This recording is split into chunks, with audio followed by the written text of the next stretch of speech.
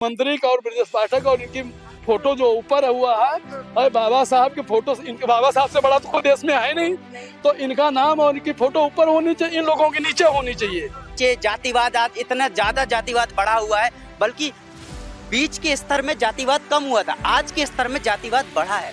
आज के युवा के पास कोई एजुकेशन सिस्टम नहीं है, वो जैसे तैसे करके उसने डिग्री ले ली है, कहीं छोटी मोटी नौकरी कर रहा है, उसे समाज के बारे में नहीं पता, उसे पॉलिसीज के बारे में नहीं पता। यही कमियां हैं। अर्ग पर भी डिपेंड ना रहे कि सरकार ये करेगी, ये सरकार का काम नहीं है, ये जन जन का काम है। कि समाज में जाति व्यवस्था और शोषण के खिलाफ हमेशा ऐसा महामानव जो खड़ा रहेगा, उसके साथ उसके पद चिन्हों पे चलकर हम सभी को न्याय दिला सकते हैं। उन्हीं लोगों से हमारा ये एक संदेश देना है कि जो लोग ये संविधान मिटाना चाहते हैं, उन लोगों से ये मेरा कहना है कि संविधान मिटाने की दूर की बात है, हम उनके घर में घुस के जवाब देंगे। आप देख रहे हैं न्यूज़7 मीडिया, खबर वही जो हो सही। भारत में जब जब संविधान और लोकतंत्र की बात आती है तो बाबा साहब डॉक्टर भीमराव अंबेडकर का नाम प्रमुखता से लिया जाता है। और आज 6 दिसंबर है, आज का दिन भी बेहद ही अहम है और आज पूरा देश भीमराव अंबेडकर को याद कर रहा है, क्योंकि आज उनकी पुण्यतिथि है। और पुण्यतिथि के अवसर पर आज समाजवादी पार्टी की तरफ से रैली भी निकाली गई और आज अंबेडकर पार्क में कई उनके पार्टी के लोग मौजूद हैं और उन्हीं से बात करेंगे कि आज के दिन को वो कैसे देखते हैं। काफी भीड़ है और चारों तरफ बैनर भी लगे हुए हैं अंबेडकर जी की मूर्ति के साथ। यहाँ पर आप देख सकते हैं कि बाहर कई बैनर्स लगे हुए हैं, मायावती की फोटो और डॉक्टर भीमराव अंबेडकर की तस्वीर के साथ आप देख सकते हैं। और अभी हम आपको अंदर लेकर चलते हैं, जो पार्टी के जो नेता है, समर्थक है और जो यहाँ घूमने के लिए आते हैं, उनसे सभी से बात करेंगे। तो यहाँ पर आप देख सकते हैं कि पार्टी के लोग यहाँ पर मौजूद हैं, उनसे बात करेंगे। सर, आज डॉक्टर भीमराव अंबेडकर की पुण्यतिथि है, क्या कहना चाहेंगे? बाबा साहब की जो आज पुण्यतिथि है, पूरे देश में बहुजन समाज पार्टी के अलावा अन्य समाज के सारे लोग आज जो है उनकी जो 69वीं जो है पुण्यतिथि मनाई जा रही है। बाबा साहब ने जो संविधान लिखा है, आज पूरा देश बाबा साहब के संविधान के ऊपर चल रहा है और बाबा साहब ने सर्व समाज को ध्यान में रखते हुए संविधान में सबको हिस्सेदारी, सबको भागीदारी देने का काम किया। और खास तौर से जो हमारे दलित एससी के लोग हैं, उनको अधिकार देकर उनको मान सम्मान दिलाने का बाबा साहब ने काम किया। आज उसी कारवां को लेकर के बहन कुमारी मायावती जी, जो प्रदेश की 4 बार मुख्यमंत्री रही, वो आज उनके कारवां को बढ़ाने का काम कर रही हैं।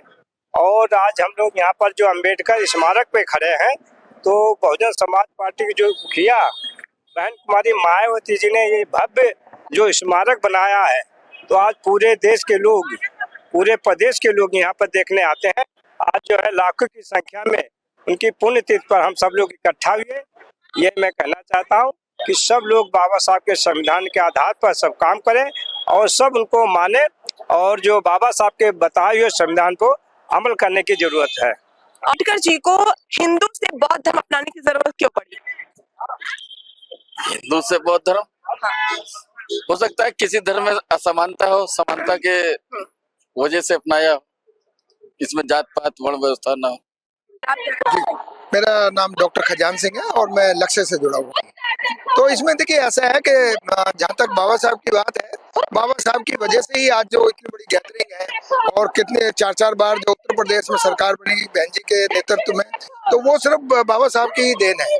बस उसमें ये है कि आंदोलन में उतार चढ़ाव आया करते हैं, तो उसमें जो कैडर्स हैं वो थोड़े से और हमें बढ़ाने पड़ेंगे, गाँव जाना पड़ेगा और जो नई जनरेशन है उनको भी बताना पड़ेगा कि बाबा साहब ने क्या क्या हमारे लिए किया और कैसे कैसे हम अपने अधिकारों को सुरक्षित रख सकते हैं। जिस तरह से उन्होंने दलितों के लिए एक लड़ाई लड़ी, क्या लगता है आज वो लड़ाई कोई लड़ सकता है जो वर्तमान में सत्ता है या जो विपक्ष के लोग हैं?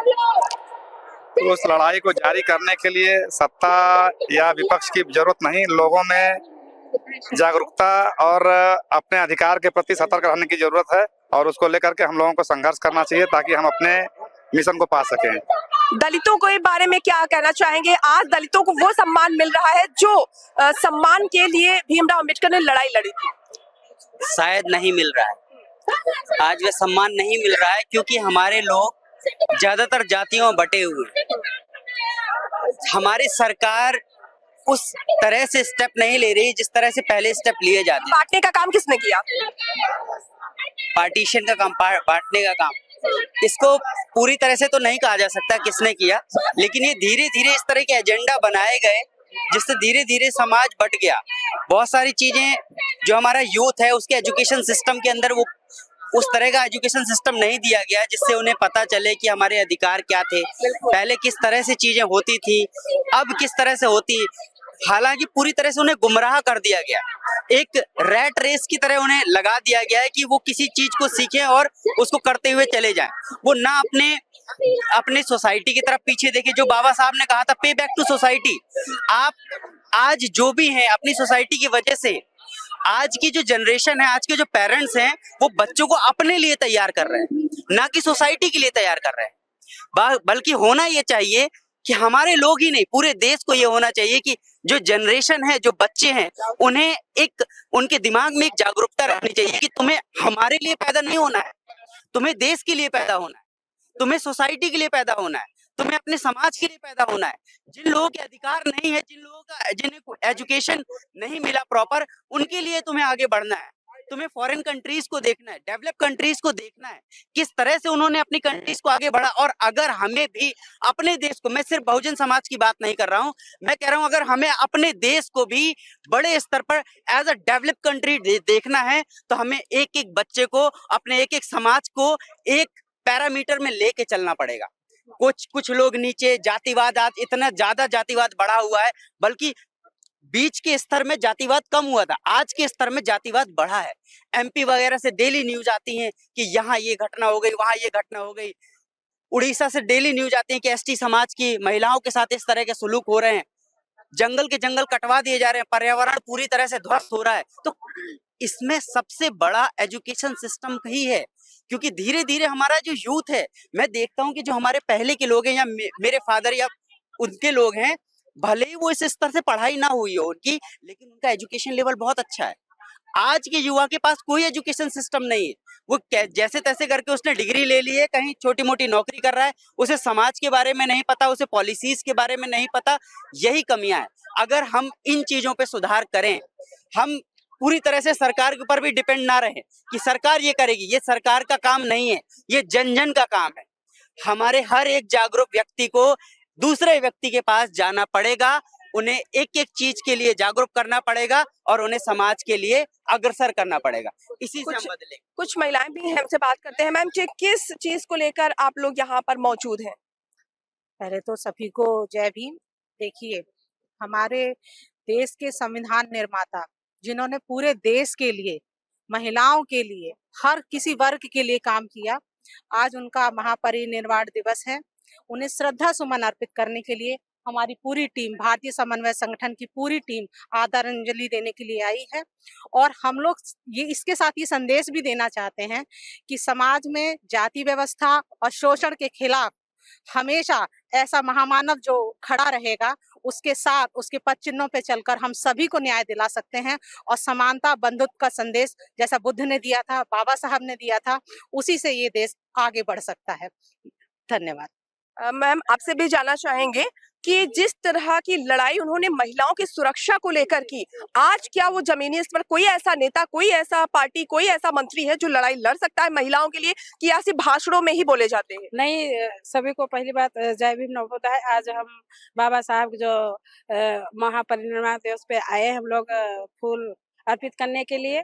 ये एक बहुत बड़ी दुख की बात है जो हम लोग आज, बाबा साहब है नहीं मगर हमारे दिलों में है, उन्हीं के पद चिन्हों पे हमारा ये भारतीय समन्वय संगठन काम कर रहा है। देखिए, नेताओं की हम बात नहीं करेंगे क्योंकि ये जो सामाजिक कार्य है हम लोगों का, जो भारतीय समन्वय संगठन लक्ष्य है, ये हमारा सामाजिक संगठन है। हम इसी पे अपने महापुरुषों का जो आगे बढ़ाने का जो कारवां है, हम इसी से बढ़ाएंगे। हमें नेताओं से नहीं मतलब, नेताओं तो बड़ी बड़ी बातें करते हैं मगर वो काम करने के लिए नहीं आते हैं। जो ये भारतीय समन्वय संगठन लक्ष्य हमारे महापुरुषों के पद चिन्हों पे चल रहा है, इसी से हम लोग घर घर गांव गांव जा करके 365 दिन काम करते हैं। जो महिलाएं हमारी जो है, जिस संविधान के निर्माण किया भीमराव अम्बेडकर ने, वो आपको क्या लगता है वो नष्ट हो रहा है या फिर वो और हो रहा? उन्हीं लोगों से हमारा ये एक संदेश देना है कि जो लोग ये संविधान मिटाना चाहते हैं उन लोगों से ये मेरा कहना है कि संविधान मिटाने की दूर की बात है, हम उनके घर में घुस के जवाब देंगे, क्योंकि ये हमारे जो संविधान जो निर्माता जी है उन्होंने हमारे लिए पूरी दुनिया के लिए काम किए। संविधान जो है पूरा देश चलता है, ऐसे नहीं कर सकते, उनके घर में घुस के हम जवाब देंगे। धन्यवाद। हमारा दिनेश कुमार एडवोकेट। अभी कुछ यहाँ पर आप बता रहे हैं क्या हुआ है? वहाँ पर जो ये संविधान मुख्यमंत्री का और ब्रजेश पाठक और इनकी फोटो जो ऊपर हुआ है, और बाबा साहब की फोटो, इनके बाबा साहब से बड़ा तो कोई देश में है नहीं, तो इनका नाम और इनकी फोटो ऊपर होनी चाहिए, इन लोगों के नीचे होनी चाहिए। इसका विरोध हो रहा है वहाँ पर, देखिए मंच पे। हमें फॉलो करें YouTube, Instagram, Facebook और Twitter पर। मिलते हैं अगले वीडियो में।